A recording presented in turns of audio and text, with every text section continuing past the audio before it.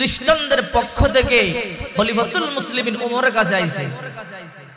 আয়েশা বলে, ওমর বলে কি, তোমরা দাবি করো ইসলাম ধর্ম সবচেয়ে শ্রেষ্ঠ ধর্ম? বলে হ্যাঁ। বলে না, আমরা ইহুদি, আমরা দাবি করি আমাদের ইহুদি ধর্ম সর্বশ্রেষ্ঠ ধর্ম। ওমর রাদিয়াল্লাহু তাআলা বলেন, না, পৃথিবীর সর্বশ্রেষ্ঠ ধর্ম হইল ইসলাম। ঠিক কি না?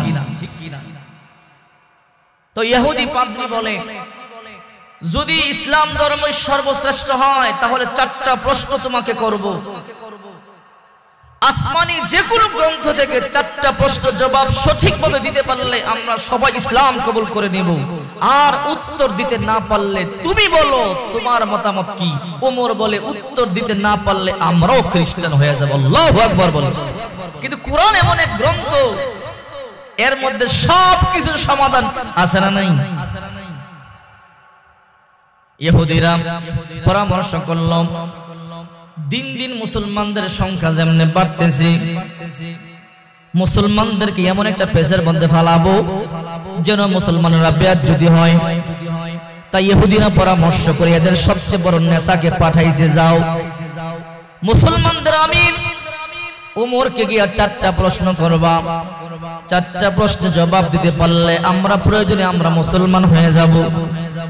আর তারা 4টা প্রশ্নের জবাব দিতে পারবে না, যদি তারা দিতে না পারে তারা খ্রিস্টান হইতে বাধ্য। ইহুদি পাদ্রী আয়েশা বলে, আমিরুল মুমিনিন, আমি আপনাকে 4টা প্রশ্ন করব, 4টা প্রশ্নের জবাব দিতে পারলে আমরা মুসলমান হয়ে যাব। ওমর বলে, 4টা প্রশ্ন কি? করতে থাকো। 1 নাম্বার প্রশ্ন, একই দিন একই মায়ের গর্ভে 2টা যমজ ভাই দুনিয়াতে জন্মগ্রহণ করেছিল, আবার একই দিন মৃত্যুবরণ করেছিল, কিন্তু এক ভাই থেকে এক ভাই 100 বছরের বড় কেমনে হইল? আল্লাহু আকবার বলেন। ইহুদির প্রশ্ন যে একই মায়ের গর্ভ থেকে 2 ভাই একই দিন জন্মগ্রহণ করেছে, যমজ ভাই দুনিয়াতে একই সাথে চলাফেরা করেছে, আবার একই দিন 2 ভাই ইন্তেকাল হয়েছে, কিন্তু এর মধ্যে এক ভাই থেকে এক ভাই 100 বছরের বড়, এটা প্রমাণ করে দাও কিভাবে সে 100 বছরের বড় হয়েছে। আল্লাহু আকবার বলেন। ওমর বলে, তোমার 2 নাম্বার প্রশ্ন কি বলো? 2 নাম্বার প্রশ্ন হলো, আসমানে যে সূর্য আছে, এই সূর্যের আলোটা পৃথিবীর সব জায়গার মধ্যে পড়তেছে, কিন্তু দুনিয়ার মধ্যে এমন একটা জায়গা আছে যেই জায়গার মধ্যে এই আলোটা মাত্র একবার পড়ছে আর পড়ে নাই। কিয়ামতের আগ পর্যন্ত দ্বিতীয়বার ওই জায়গার মধ্যে সূর্যের আলোটা আর পৌঁছবে না, পড়বে না। ওই জায়গার নামটা কি আমারে বলবেন? ওমর বলে, 3 নম্বর প্রশ্ন বলো। 3 নম্বর প্রশ্ন হলো, এই দুনিয়াতে এমন একটা কবর আছে, ওই কবরের মধ্যে একজন মুর্দার ব্যক্তি ছিল, ওই কবরটাও জিন্দা ছিল, মুর্দার ব্যক্তিটাও জিন্দা ছিল, আর ওই কবর জিন্দা কবর, তার লাশ নিয়ে, কবরের লাশ নিয়ে সে চলাফেরা করত। কিছুকাল ওই মুর্দার ব্যক্তি ওই জীবিত কবরের মধ্যে থাকবার পরে আবার ওই কবর থেকে বের হয়েছে দুনিয়ার মধ্যে, আবার ওই ব্যক্তি অনেক দিন বেঁচে ছিল, এরপরে আবার ইন্তেকাল হয়েছে। এবার বলো ওই লাশ নামক ব্যক্তির নাম কি, আর ওই জিন্দা কবরের নাম কি? 3 নম্বর প্রশ্ন। ওমর বলে, 4 নম্বর প্রশ্ন করো। বলে, 4 নম্বর প্রশ্ন হলো, দুনিয়াতে এমন একটা জেলখানা আছে, যেই জেলখানার আইন কানুন বড় করা, শ্বাস নিঃশ্বাস পর্যন্ত নেওয়া আছে, সেই জেলখানার মধ্যে অনুমতি নাই। খাবার পৌঁছানো দূরের কথা, শ্বাস নিঃশ্বাস পর্যন্ত নেওয়া অনুমতি নাই। কিন্তু ওই জেলখানা যে কয়েদি আছে সবাই দিব্যি বেঁচে আছে, একটা কয়েদির কোনো সমস্যা নাই। এইবার বলো তো ওই জেলখানাটার নাম কি? আমিরুল মুমিনিন এইবার বলে, তোমার 4টা প্রশ্ন। বলে, হ্যাঁ। এই 4টা প্রশ্নের জবাব যদি আমি দিতে পারি তাহলে কি করবা? বলে, যত ইহুদি আছি সবাই কালিমা পড়ে মুসলমান হয়ে যাব। এবার ওমর বলতেছেন, অবশ্যই 4টা প্রশ্নের জবাব দেওয়া হবে। ওমর রাদিয়াল্লাহু আনহু, আপনি অনুমতি দিলে এই প্রশ্নগুলোর জবাব আপনার দেওয়া লাগবে না, আমি ছোট মানুষ, এই প্রশ্নগুলোর উত্তর দিয়ে দিতে চাই। ওমর বলল, দিবা? বলে, হ্যাঁ, দিয়া দাও। তখন ইহুদিরা বলে, মুসলমানদের প্রেসিডেন্টকে প্রশ্ন করলাম, সে জবাব দিবে, ছোট একটা বাচ্চা দাঁড়ায় গেছে, সে কি উত্তর দিবে? তো বাচ্চা আব্দুল্লাহ ইবনে আব্বাস দাঁড়াইয়া বলে, এই চারটা কোনো প্রশ্ন হইল? এগুলো তো আমার উত্তর দেওয়া 1 মিনিটের ব্যাপার না। আল্লাহু আকবার বলো। তোমরা ইহুদি খ্রিস্টানদের 5 দিনে আসছো আর কঠিন প্রশ্ন করবা, এমন কিছু প্রশ্ন করছো যে প্রশ্ন জবাব বের করার জন্য সময় লাগে না, যে প্রশ্ন পকেটে করে নিয়ে মুসলমানেরা ঘোরাফেরা করে। আল্লাহু আকবার বলে।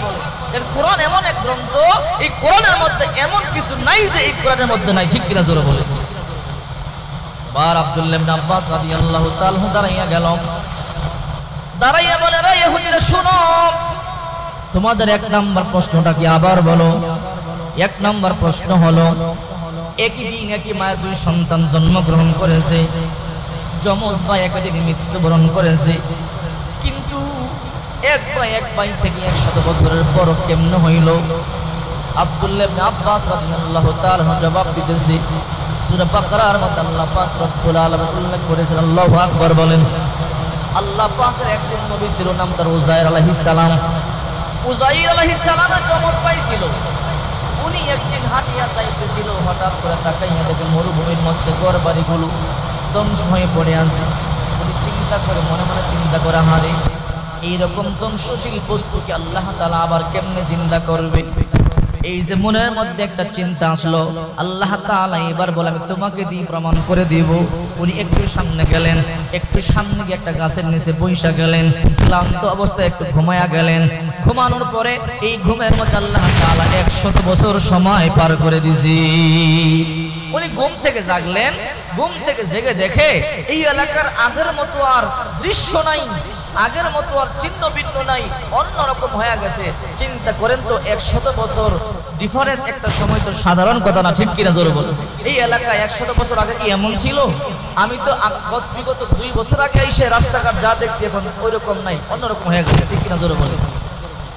এবার উযাইর আলাইহিস সালামের 100 বছর পরে ঘুম ভাঙলো।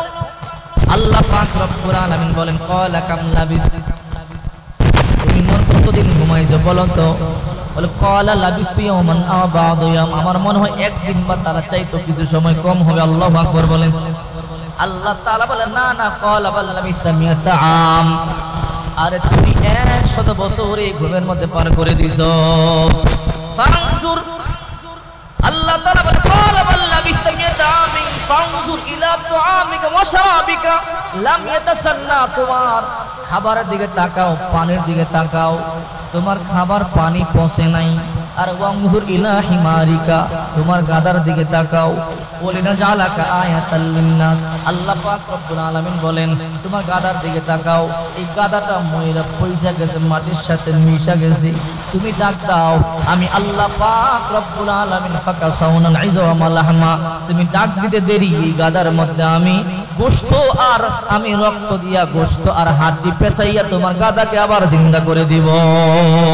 তুমি তাকাইয়া দেখো, তোমার পানি আর তোমার খাদ্য 100 বছর আগে যেমনি রাখছো এমনি রইছে, আর তোমার গাদাটারে আমি মাইরা মাটির সাথে মিশাইয়া দিছি, তুমি ডাক দাও নাম ধইরা তোমার কাছে চলে আসবে, আমি তার দেহের মধ্যে গোশত আর হাড্ডি দিয়ে আবার আগের মতো বানায় দিব। সুবহানাল্লাহ বল।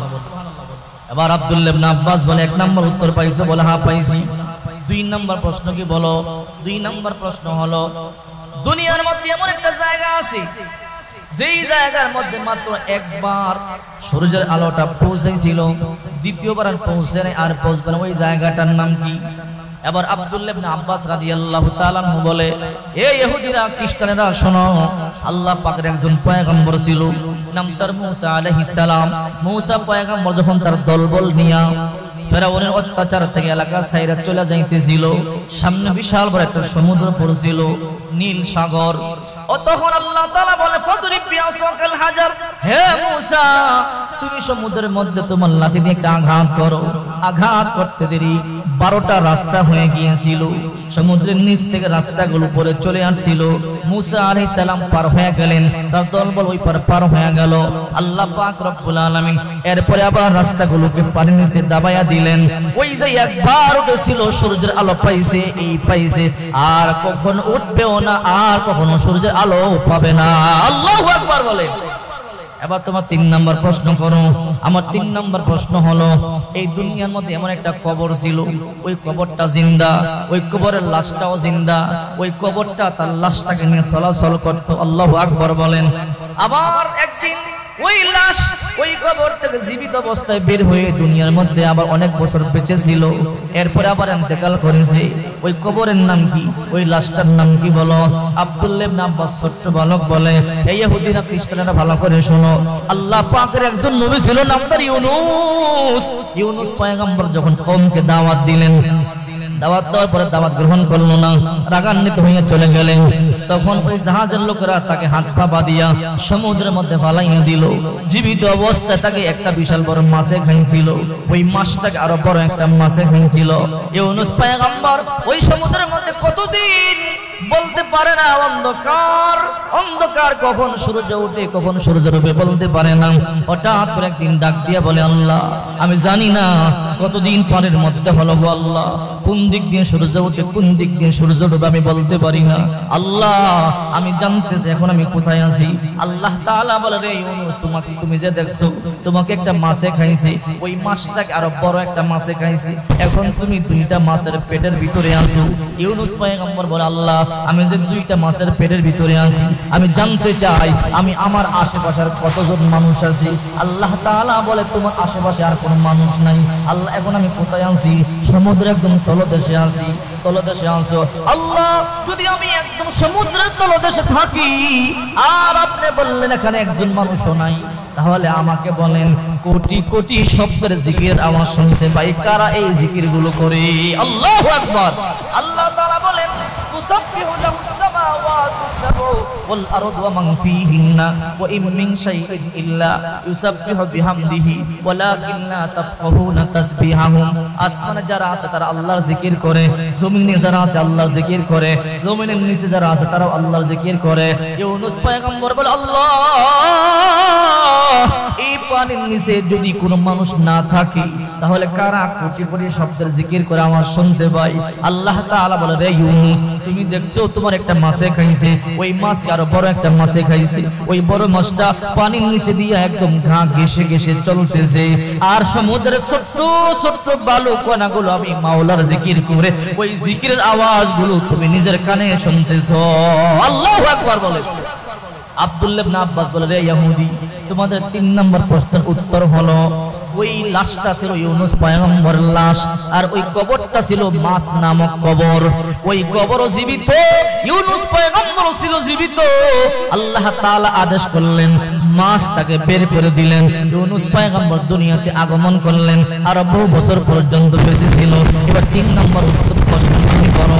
3 নম্বর প্রশ্ন হলো, দুনিয়াতে এমন একটা জেলখানা আছে, একটা কয়েদখানা আছে, ওই কয়েদখানার মধ্যে শ্বাস নিঃশ্বাস নেওয়া পর্যন্ত নিষেধ, খাবার তো দূরের কথা।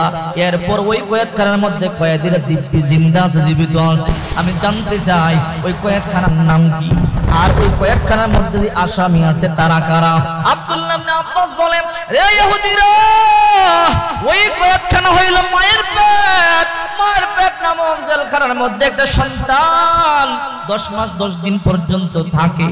দুনিয়ার কোন ডাক্তার কবিরাজ খাবার পাঠাইতে পারে না, দুনিয়ার কোন কবিরাজ সেখানে খাবার পাঠাইতে পারে না, সেখানে যদিও শ্বাস নিঃশ্বাস নেওয়ার কোনো অনুমতি নাই।